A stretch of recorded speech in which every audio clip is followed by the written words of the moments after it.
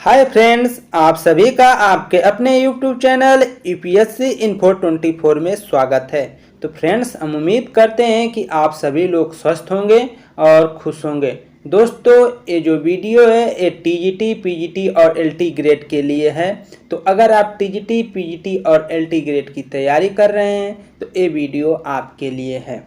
Start करते हैं इस वीडियो का पहला नंबर क्वेश्चन है दोस्तों, राजनीतिक चेतना का अर्थ है। राजनीतिक चेतना का अर्थ है, क्या अर्थ है ये बताना है। ऑप्शन 1 है समाज के प्रति प्रेम, ऑप्शन 2 है धर्म के प्रति प्रेम, ऑप्शन 3 है राज्य के प्रति प्रेम, फोर्थ है संस्कृति या सभ्यता के प्रति प्रेम। सभ्यता या संस्कृति के प्रति प्रेम। तो फ्रेंड्स, इसका आंसर हो जाएगा राज्य के प्रति प्रेम। राजनीतिक चेतना का अर्थ है राज्य के प्रति प्रेम। व्याख्या देखिए दोस्तों, राज्य के प्रति प्रेम ही राजनीतिक चेतना है। राज्य के प्रति प्रेम ही क्या है? राजनीतिक चेतना है। मैक्स वेबर के अनुसार राजनीतिक चिंतन वह चिंतन है जिसका संबंध राज्य के आकार, राज्य के स्वभाव तथा राज्य के लक्ष्य से है। अर्थात राज्य से संबंधित मौलिक प्रश्नों पर विचार विमर्श करना राजनीतिक चिंतन है या राजनीतिक चेतना है। आगे देखिए, 2 नंबर क्वेश्चन है, प्रत्येक विचारक अपने युग का शिशु होता है। यह कथन है, यह कथन किसका है यह बताना है कि प्रत्येक विचारक अपने युग का शिशु होता है। क्या यह कथन डनिंग का है या मैकियावेली का है या रूसो का है या साइमन का है? तो किसका है दोस्तों? आंसर हो जाएगा नंबर 1 सही, डनिंग का है। प्रत्येक विचारक अपने युग का शिशु होता है, यह कथन डनिंग का है। व्याख्या देख लीजिए, डनिंग के अनुसार प्रत्येक प्रतिभाशाली संपन्न फ्लोरेंस निवासी, डनिंग के अनुसार यह प्रतिभाशाली संपन्न फ्लोरेंस निवासी वास्तविक अर्थ में अपने काल का शिशु था। मतलब ये जो डनिंग ने यह वाक्य कहा है, यह वाक्य मैकियावेली से संबंधित है। उस समय इन्होंने इस कथन को दिया था। तो इन्होंने कहा था यह प्रतिभाशाली संपन्न फ्लोरेंस निवासी मैकियावेली वास्तविक अर्थ में अपने काल का शिशु था। प्रश्न में दिया गया कथन प्रत्येक विचारक अपने युग का शिशु होता है, डनिंग ने अभिव्यक्त किया है। मैकियावेली को पुनर्जागरण का शिशु के नाम से जाना जाता है। मैकियावेली को पुनर्जागरण का शिशु के नाम से जाना जाता है दोस्तों। तो मैकियावेली को पुनर्जागरण का पिता के नाम से भी जाना जाता है, ऐसा कहीं कहीं देखने को मिलता है। दोस्तों, अगला क्वेश्चन है 3, व्यक्ति अपने ऊपर, अपने शरीर व मस्तिष्क पर संप्रभु है, यह कथन है। व्यक्ति अपने ऊपर, अपने शरीर व मस्तिष्क का संप्रभु है, तो यह कथन किसका है यह बताना है। ऑप्शन 1 है ग्रीन का, ऑप्शन 2 है लास्की का, 3 है रूसो का और 4th है जे.एस. मिल का। तो दोस्तों, ये जो आंसर हो जाएगा जे.एस. मिल सही हो जाएगा। व्यक्ति अपने ऊपर, अपने शरीर व मस्तिष्क पर संप्रभु है, यह कथन जे.एस. मिल का है। व्याख्या देखिए फ्रेंड्स, व्याख्या है जे.एस. मिल के अनुसार व्यक्ति अपने ऊपर, अपने शरीर व मस्तिष्क पर संप्रभु है। उनका कहना है कि व्यक्ति पर व्यक्ति की संप्रभुता, स्वतंत्रता है। व्यक्ति के कार्यों में किसी तरह का नियंत्रण उचित नहीं है, परंतु उसे दूसरों को क्षति पहुंचाने वाले कार्यों से रोकना उचित है। आगे देखिए, क्वेश्चन नंबर 4, आंग्ल भाषी जगत में राजनीतिक सिद्धांत मर चुका है। आंग्ल भाषी जगत में राजनीतिक सिद्धांत मर चुका है। साम्यवादी देशों में वह बंदी है और अन्यत्र मर रहा है। यह कथन किसका है? आंग्ल भाषी जगत में राजनीतिक सिद्धांत मर चुका है, साम्यवादी देशों में वह बंदी है और अन्यत्र मर रहा है। यह कथन किसका है? ऑप्शन 1 है अल्फ्रेड काबन का, ऑप्शन 2 है डेविड स्टर्न का, ऑप्शन 3 है C.L. बेपर का, ऑप्शन 4 है रॉबर्ट डहल का। तो दोस्तों आंसर जो हो जाएगा आपका 4 सही हो जाएगा, रॉबर्ट डहल, इन्होंने ऐसा वाक्य कहा है। व्याख्या देख लीजिए। उपयुक्त कथन रॉबर्ट एलन डहल का है। किसी भी विषय को समग्र रूप से समझने के लिए एक सामान्य सिद्धांत की आवश्यकता है।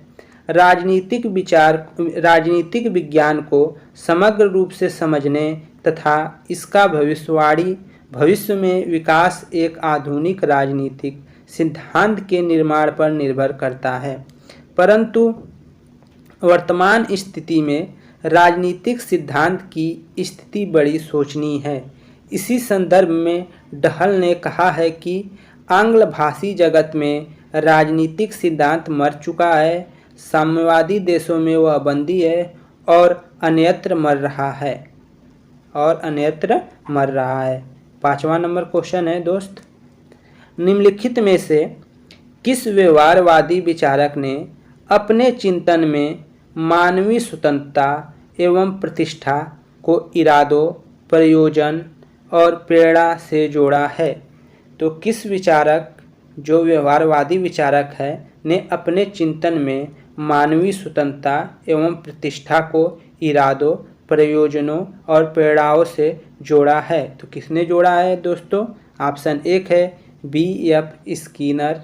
स्किनर, 2 है डेविड स्टर्न, 3 है लियोनार्ड व्हाइट और 4 है सुमा।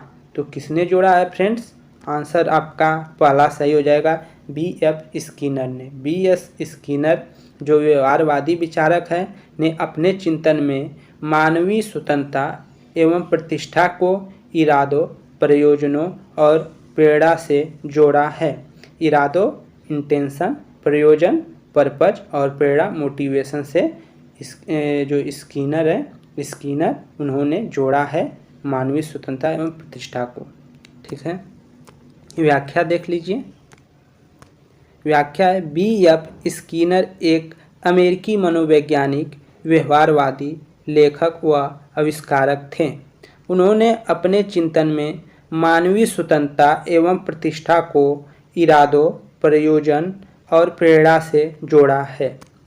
आगे देखिए 6 नंबर क्वेश्चन है, राजनीतिक शास्त्र का पिता किसे कहा जाता है? राजनीतिक शास्त्र का पिता किसे कहा जाता है? ऑप्शन 1 है गार्नर को, 2 है ग्रीन को, 3 है अरस्तु को, 4 है प्लेटो को।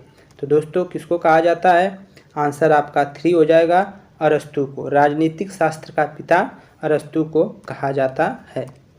व्याख्या देख लीजिए। राजनीतिक शास्त्र का जनक प्रसिद्ध दार्शनिक अरस्तु को माना जाता है। वह प्लेटो का शिष्य व सिकंदर का गुरु था। भौतिक विज्ञान पर अरस्तु के विचार ने मध्ययुगीन शिक्षा पर व्यापक प्रभाव डाला है। तो दोस्तों 7वां नंबर क्वेश्चन देखते हैं। कैबिनेट मिशन योजना के तहत संविधान सभा में कितने सदस्यों की संख्या तय की गई? कैबिनेट मिशन योजना के तहत संविधान सभा में कितने सदस्यों की संख्या तय की गई? ऑप्शन 1 है 349, ऑप्शन 2 है 389, ऑप्शन 3 है 450, ऑप्शन 4 है 545। तो फ्रेंड्स आंसर हो जाएगा 389 सदस्यों की संख्या तय की गई थी। व्याख्या देखते हैं। व्याख्या है फ्रेंड्स, कैबिनेट मिशन का आगमन 1946 में ब्रिटिश प्रधानमंत्री एटली के कार्यकाल में हुआ, जिसमें 3 सदस्य Lord Pethick Lawrence, A.V. Alexander तथा स्टेफोर्ड क्रिप्स थे।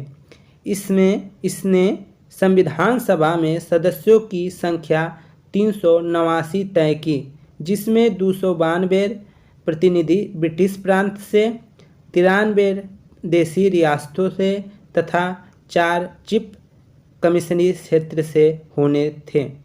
संविधान सभा का निर्वाचन अप्रत्यक्ष विधि से होना तय किया गया था। अगला क्वेश्चन 8 नंबर, किस संवैधानिक संशोधन द्वारा संपत्ति के मौलिक अधिकार को समाप्त कर कानूनी अधिकार प्रदान किया गया? तो दोस्तों वो तो आंसर सभी को मालूम है, ये आंसर हो जाएगा 44वां संविधान संशोधन। 44वां संविधान संशोधन द्वारा जो हमारे मौलिक अधिकार था, संपत्ति का जो अधिकार मौलिक अधिकार के श्रेणी में आता था, उसको 44वें संविधान संशोधन द्वारा हटा दिया गया। और वर्तमान समय में सभी को मालूम है मौलिक अधिकार 6 हैं। ठीक है, पहले 7 थे, अब 6 हैं। व्याख्या देख लेते हैं।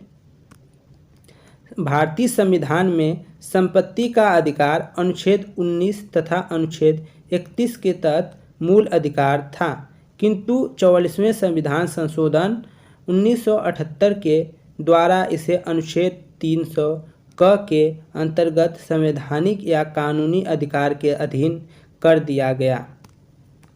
आगे देखिए 9 नंबर क्वेश्चन है, साम्राज्यवाद पूंजीवाद का अंतिम चरण पुस्तक के लेखक कौन है? साम्राज्यवाद पूंजीवाद का अंतिम चरण, इस पुस्तक के लेखक कौन है? ऑप्शन 1 है मार्क्स, 2 है लेनिन, 3 है स्टालिन, 4th है माओ। तो दोस्तों आंसर हो जाएगा लेनिन। दूसरा नंबर आंसर सही हो जाएगा लेनिन। साम्राज्यवाद पूंजीवाद का अंतिम चरण है, पुस्तक के लेखक लेनिन है। आगे देखिए व्याख्या। साम्राज्यवाद पूंजीवाद का अंतिम चरण है, पुस्तक के लेखक लेनिन है। कम विकसित देशों ने साम्राज्यवादी पूंजीवाद का स्वरूप है। कम विकसित देशों में साम्राज्यवाद ही पूंजीवाद का रूप है, क्योंकि पूंजीपति ही साम्राज्यवाद को साधन बनाकर गरीब देशों के संसाधन लूटते हैं। लेनिन के अनुसार साम्राज्यवाद एक निश्चित आर्थिक अवस्था है जो पूंजीवाद के चरम विकास के समय उत्पन्न होता है। आगे देखिए 10 नंबर क्वेश्चन, दबाव समूह को तृतीय सदन कहना किसने शुरू किया?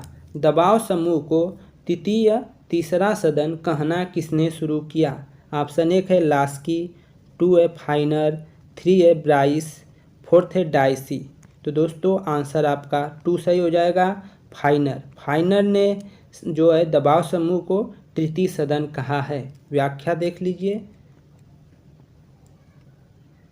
व्याख्या है फ्रेंड्स, फाइनर ने दबाव समूह को तृतीय सदन की संज्ञा दी।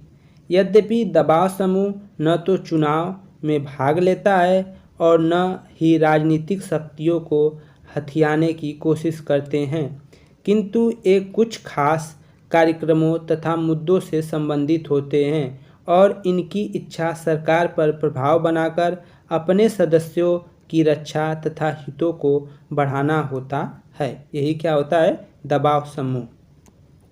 11 नंबर क्वेश्चन है, एन इंडियन पिलग्रिम एक आत्मकथा है जो संबंधित है।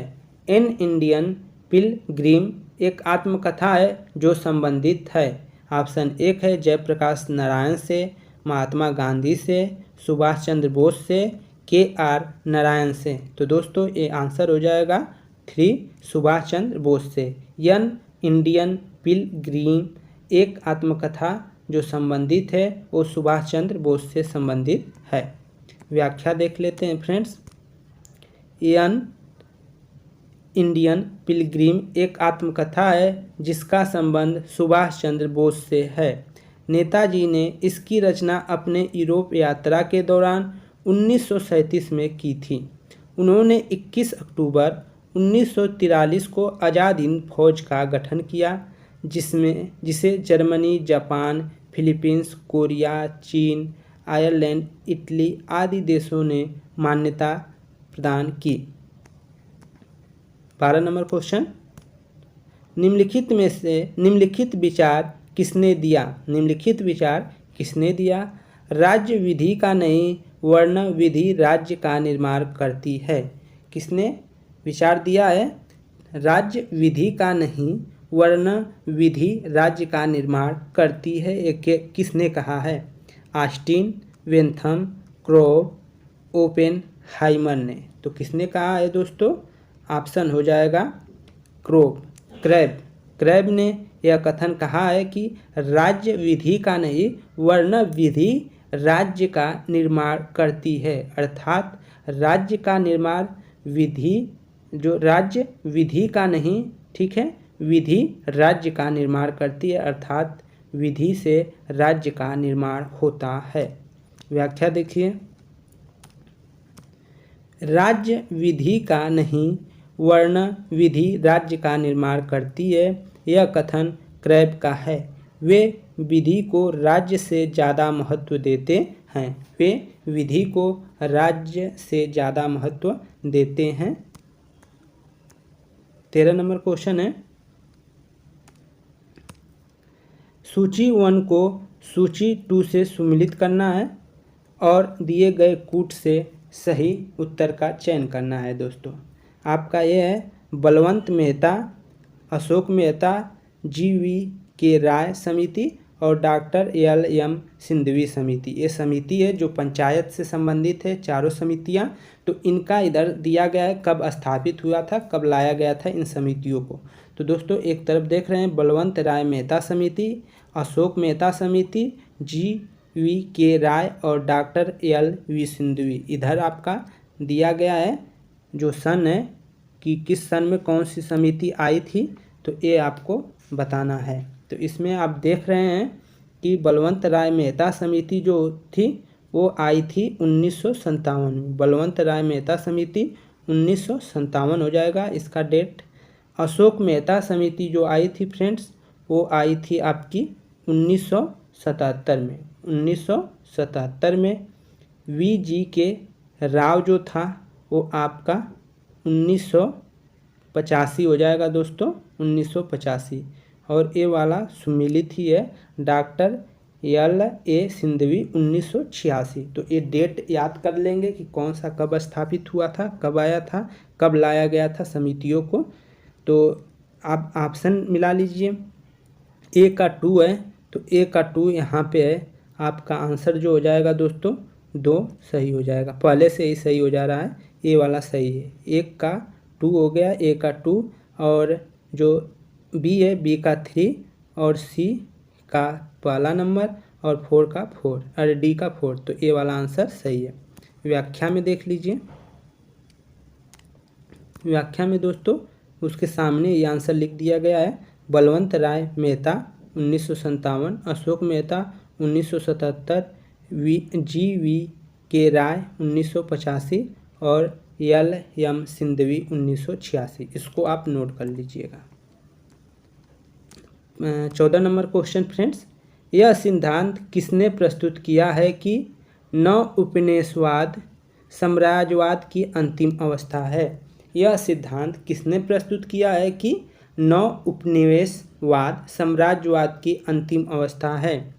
ऑप्शन 1 है न Nkrumah, Lenin, J.A. Hobson, Eric Fromm. तो दोस्तों ये आंसर हो जाएगा पहला नंबर न क्रूमा या क्वामे नक्रमाही। नक्रुमा या कह सकते उनका और नाम है, कहीं कहीं लिखा गया है क्वामे नक्रमाही। क्वामे नक्रमाही ये नाम थोड़ा अटपटा है, तो इसको ध्यान में रखकर एक ही है। व्याख्या देख लेते हैं। नव उपनिवेशवाद साम्राज्यवाद की अंतिम अवस्था है, यह कथन नक्रमा का है। नक्रुमा का है। नक्रुमा या क्वामे नक्रमाही घाना के प्रथम प्रधानमंत्री व राष्ट्रपति थे। घाना ने इन्हीं के नेतृत्व में वर्ष 1957 में ब्रिटिश से आज़ादी प्राप्त थी। घाना एक देश का नाम है। इन्हीं के नेतृत्व में 1957 में ब्रिटेन से आज़ादी प्राप्त की थी। नक्रुमा रूस के क्रांति लेनिन के अनुयायी थे। इन्हें अफ्रीका का लेनिन भी कहा जाता है। 15 नंबर क्वेश्चन है फ्रेंड्स, भारत में दल विहीन प्रजातंत्र की अवधारणा का प्रतिपादन किसने किया था? भारत में दल विहीन जो है प्रजातंत्र की अवधारणा का प्रतिपादन किसने किया था, ये आपको बताना है। ऑप्शन 1 है राजेंद्र प्रसाद, 2 है पंडित जवाहरलाल नेहरू, 3 है जयप्रकाश नारायण, 4th है माधवेंद्र नाथ राय। तो आंसर हो जाएगा दोस्तों जयप्रकाश नारायण। ये क्वेश्चन बार बार आ रहा है, हम लोग प्रैक्टिस सेट कर रहे हैं तो इसमें आपको मिल रहा होगा। तो जयप्रकाश नारायण जो है दल विहीन प्रजातंत्र की अवधारणा का क्या किए थे, प्रतिपादन किए थे। संपूर्ण क्रांति भी दोस्तों इन्हीं से संबंधित है। व्याख्या देख लीजिए। भारत में दल विहीन प्रजातंत्र की विचारधारा सर्वप्रथम M.N. राय ने प्रस्तुत की थी, जिसे जयप्रकाश नारायण ने अपने सर्वोदय कार्यक्रम के दौरान प्रतिपादित किया और अपने क्रांति के माध्यम से भी दल विहीन प्रजातंत्र की विचारधारा का प्रचार प्रसार किया। तो फ्रेंड्स यह 15 क्वेश्चन थे जो यहीं पे समाप्त होते हैं। तो दोस्तों हम उम्मीद करते हैं कि आप लोगों को वीडियो पसंद आई है। अगर दोस्त वीडियो पसंद आई है तो वीडियो को ज़रूर लाइक कर दें और चैनल पे आप नए हैं तो चैनल को सब्सक्राइब कर दें। गुड नाइट दोस्तों।